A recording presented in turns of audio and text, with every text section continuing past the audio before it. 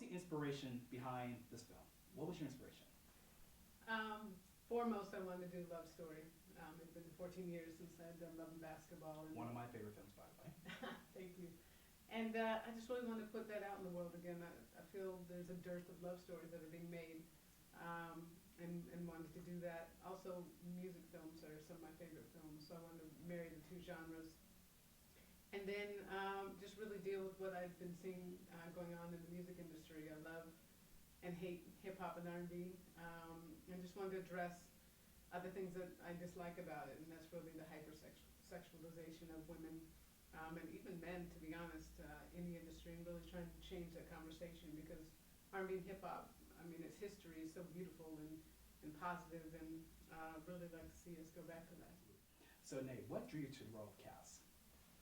Um, for me, it was the leadership. Mm-hmm. When you hear Gina's making a film, you want to know more about it right away because you know what it's going to be. So when she gave me a call, I said absolutely. And the script obviously spoke for itself. It was solid.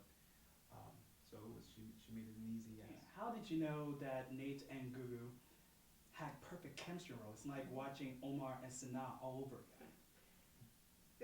It's interesting. You never know, but you have in your mind something could work, and I was able to get an early preview of it, which you don't always get to do, and that is I found Gugu and needed to do a live audition for her with the studio that was doing the film initially, and because she wasn't a star, there was some hesitancy there. So I said, let me have her audition for you live, but I needed somebody great opposite her, and the first person I thought had been called was Nate. But the ulterior motive was I wanted to see what their chemistry looked like, and it was there from the beginning. I mean, they just met, and you could feel it when they were doing the audition. So, Nate, we looked at the dark side of fame in this film. What lesson did you learn from that experience? I would say there were things that I learned, but most of it I already knew, that the importance of identity for young people is such a transition, going into adolescence into adulthood, and so much of who we are is based on our environment, based on our support systems, and based on the people we follow. So I just learned that we have to be intentional about what we project onto the youth, and what as we develop for them their options. So in making this film, I think it just makes you question yourself when you're too easily looking at someone else's life and wishing it for yourself. So for young girls and young men, if you're a young man, you're looking at Kid Culprit. If you're a young woman, you're looking at Noni's life. There may be a surface gloss that makes it seem shiny, makes it seem cool. But what this film says is that to every situation, if you're not 100% clear on who you are, there can be a downside. You can be on a collision course. I'd like to ask this question to the both of you.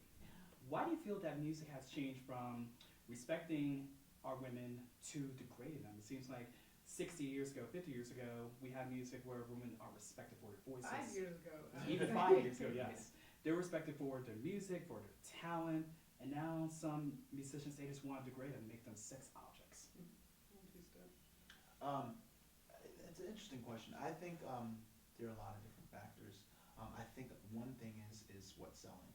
Mm-hmm. I think there's a misconception that the people that are consuming the music are the people that are making the music, and that is not always the case.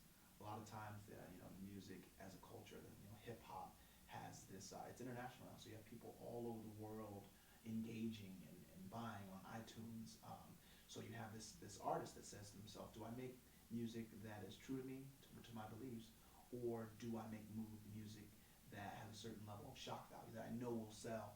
Mm-hmm. So you have these people that don't know the culture, and their only fix from in getting to know what the culture is from this music. So when you go overseas, a lot of times they have no idea what the gist of African American culture is about. But they know this rapper or that rapper, or this lyric or that lyric. I've had $1 for every time I was overseas in somewhere that they didn't, English wasn't their first language, and the only English they knew was a lyric from a degrading song. I think that, whether it be 5 years ago or 10 years ago, when, or 30 years ago, when hip hop was, rap music specifically was being born, I think it was more about, having a voice in the street saying this is what's happening around us, fix it, but I'm going to tell people about it, tell people I'm going to share my experience, and it was real and it was authentic. And I think now it's more about projecting an image of what sells. It's more about the capitalism behind what's being said rather than it being true to the person. I agree with all of that. I think also there's a lot of repetition in R&B and hip hop, and the moment one song hits, then people start trying to mimic that. And what I'm hoping is that there's going to be some great song that comes out that's so counter to everything that's coming out that people start to mimic and try and do that. And it really is a cyclical thing. But, you know, you see people starting to percolate. I mean, Kendrick Lamar, you know, is coming out and doing some things different. John Legend obviously has always been in the game. And, you know, again, I really hope that this film can start changing the conversation as well. So I gotta ask, what is your favorite music, both of you? I mean, again, I have a love-hate relationship with hip hop and R&B, but you know, I love Beyonce, love Coldplay. I have a very eclectic thing, but I think those are the two big ones: Beyonce and Coldplay. How about you, Nate? You know, I don't listen to a lot of contemporary music, and it's not because I can't find any that I like. I'm just so in love with jazz and old school music. Nice. I'm a big Miles Davis fan, and Coltrane fan, and Smokey Robinson fan, Gap Band. Yeah. And I think it's just my upbringing. You know, I have a lot of uncles and the stuff that they played, and my grandmother played all the time. It's Amazing, nostalgic should for have me. played.